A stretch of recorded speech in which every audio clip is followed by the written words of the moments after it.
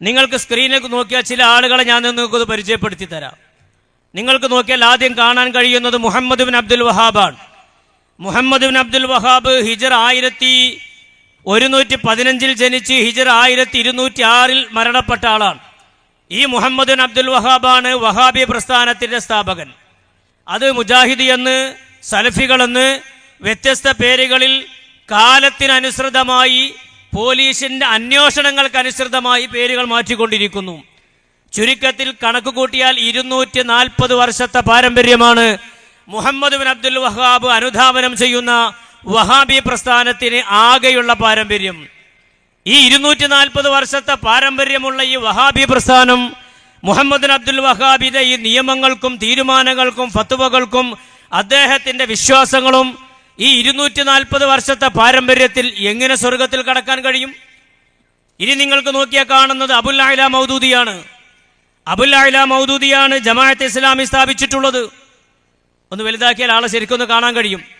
ഈ അബുൽ അഅ്ല മൗദൂദി 1941 ജമാഅത്തെ ഇസ്ലാമി സ്ഥാപിച്ചിട്ടുള്ളത്. ഈ ജമാഅത്തെ ഇസ്ലാമി 941 സ്ഥാപിച്ച ജമാഅത്തെ ഇസ്ലാമി 84 വർഷത്തെ പാരമ്പര്യമാണ് അവരുടെ വിശ്വാസങ്ങൾക്കുള്ളത്. അബുൽ അഅ്ല മൗദൂദിയുടെ ഖുർആൻ പരിഭാഷ, അബുൽ അഅ്ല മൗദൂദിയുടെ ലേഖനങ്ങൾ, അബുൽ അഅ്ല മൗദൂദിയുടെ ഫത്വകൾ ഉൾപ്പെടെ ജമാഅത്തെ ഇസ്ലാമി അനുധാവനം ചെയ്യുന്ന ഈ കാര്യങ്ങൾക്ക് പരമാവധി 84 വർഷത്തെ പാരമ്പര്യമാണുള്ളത്. ഈ 84 വർഷത്തെ പാരമ്പര്യമുള്ള ഈ വിശ്വാസത്തിന്റെ പിന്നിൽ ഏതടിസ്ഥാനത്തിലാണ് സ്വർഗം എന്ന പ്രതീക്ഷയിൽ അതിന്റെ പിന്നാലെ കൂടുന്നത്? ഇനി നോക്കൂ, നിങ്ങൾക്ക് കാണുന്നത് ജനാബ് മുഹമ്മദ് ഇല്യാസി സാഹിബാണ്. ആരാണ് ജനാബ് മുഹമ്മദ് ഇല്യാസി സാഹിബ്?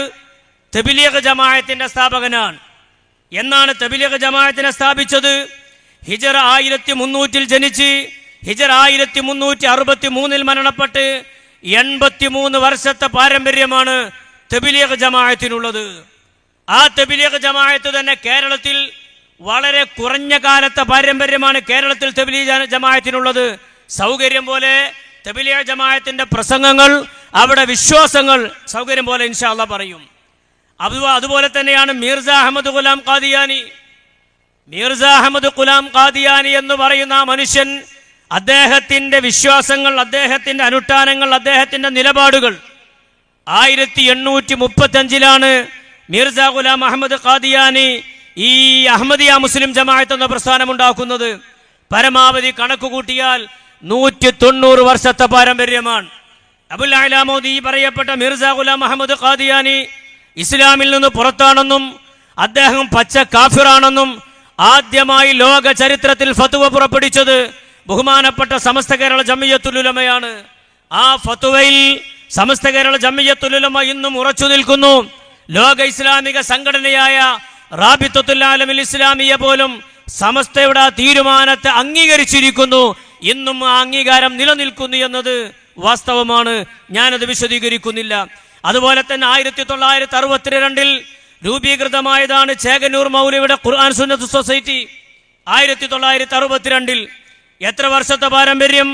63 വർഷത്തെ പാരമ്പര്യം. ഇന്ന് കേരളത്തിന്റെ മണ്ണിൽ അറിയപ്പെടുന്ന ഞാൻ ഈ പറയപ്പെട്ട മുഴുവൻ ബിദ്അഈ കക്ഷികളും പരിശോധിച്ചു നോക്കിയാൽ 100, 150, 200, 100-ൽ താഴെയോ വർഷത്തെ പാരമ്പര്യമാണ് അവരുടെ വിശ്വാസങ്ങൾക്കുള്ളത്. അതുകൊണ്ട് തന്നെ 100, 100 ചില്ലാനമോ വർഷത്തെ പാരമ്പര്യമുള്ള വിശ്വാസം കൊണ്ട് ഈ വിശ്വാസത്തെ അനുധാവനം ചെയ്ത ആരെങ്കിലും അവിടെ പിന്നാലെ കൂടിയാൽ സ്വർഗപ്രവേശനം സാധ്യമല്ല. അപ്പൊ നേരെ തിരിച്ചു ചോദിക്കാണ്ടാവും, എന്നാ സമസ്ത 1926 100 വർഷമല്ലേ ആയിട്ടുള്ളൂ? സമസ്ത എന്ന് പറയുന്നത് ഒരു വിശ്വാസധാരയല്ല. സമസ്ത രൂപീകരിച്ചത് 1900-ൽ. ഈ മഹിതമായ പ്രസ്ഥാനം രൂപീകരിച്ചത് മുതൽ പുതിയൊരു വിശ്വാസത്തെയോ പുതിയൊരു ആചാരത്തെയോ പുതിയൊരു അനുഷ്ഠാനത്തെയോ അല്ല സമസ്ത അനുധാവനം ചെയ്തിട്ടുള്ളത്. 1400 ചില്ലാനം കൊല്ലങ്ങൾക്ക് മുമ്പ് സയ്യിദുൽ വറ ത്വഹ മുഹമ്മദുർ റസൂലുള്ളാഹി സ്വല്ലല്ലാഹു അലൈഹി വസല്ലമ തങ്ങൾ വിശുദ്ധമായ അറഫാത്തിന്റെ ആ മരുഭൂമിയെ സാക്ഷി നിർത്തി ജബലുർ റഹ്മയുടെ മുകളിൽ നടത്തിയ പ്രസംഗത്തിൽ അൽ യൗമ അക്മൽതു ലക്കും ദീനക്കും വഅത്മംതു അലൈക്കും നിഅമതി വറദീതു ലക്കുമുൽ ഇസ്ലാമ ദീനാ എന്ന് പ്രഖ്യാപിച്ച പരിശുദ്ധമായ മതം അത് അതുപോലെ കൊണ്ടു നടന്ന് 926 മുതൽ അത് സംരക്ഷിക്കുന്ന ഡ്യൂട്ടിയാണ് സമസ്ത കേരള ജംഇയ്യത്തുൽ ഉലമ ഇവിടെ ഏറ്റെടുത്തിട്ടുള്ളത്. ആ ഡ്യൂട്ടിയാണ് എക്കാലത്ത് നടത്തി പോന്നിട്ടുള്ളത്. ജമാഅത്ത്